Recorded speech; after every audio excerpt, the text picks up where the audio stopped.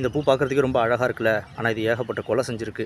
இந்த பூக்கு தமிழில் இந்த செடிக்கு சித்தரகம் அப்படின்னு பேர். ஆங்கிலத்தில் சிலோன் லீட்வொர்ட் அப்படி இல்லைனா வைல்ட் லீட்வொர்ட் அப்படின்ட்டு பேர். இதில் இப்போ நீங்கள் பார்த்துருக்கிறது முனையில் இருக்கிறது பூ. இதுலேருந்து அப்படியே மேலே வரிசையாக அதோட காய்கள் போகுது. அந்த பூக்கள் அப்படியே உதிர்ந்ததுக்கப்புறம் அதுலேருந்து அப்படியே காய்கள் வந்து நீளமாக அப்படியே காய்கள் போய்கிட்டே இருக்கும். இந்த காயை தொட்டோம்னா நல்ல ஒற்ற தன்மையோடு இருக்கும். அது ஏன் ஒட்டுதுன்றதை ஜூம் பண்ணி இல்லை பக்கத்தில் லென்ஸ் வச்சு பார்க்கும்போது தான் தெரியும். நம்ம ஏற்கனவே ட்ரோசிரா, சன்டியூ இந்த மாதிரி பிளான்ஸை பற்றிலாம் கேள்விப்பட்டிருப்போம். அந்த மாதிரி இதுலேயும் ஒட்டக்கூடிய தன்மை உள்ள சின்ன சின்ன சின்ன முள் மாதிரியான அமைப்புகள் இந்த காய் முழுக்க இருக்குது.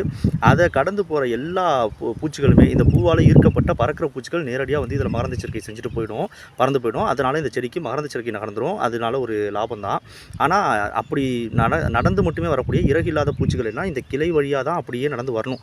வரும்போது வரிசையாக இங்கே அப்படியே குறுக்காக இந்த காய்கள் இருக்கிறதுனால அதோட அந்த ஒட்டக்கூடிய பசையில் எல்லா பூச்சிகளும் மாட்டிக்குது.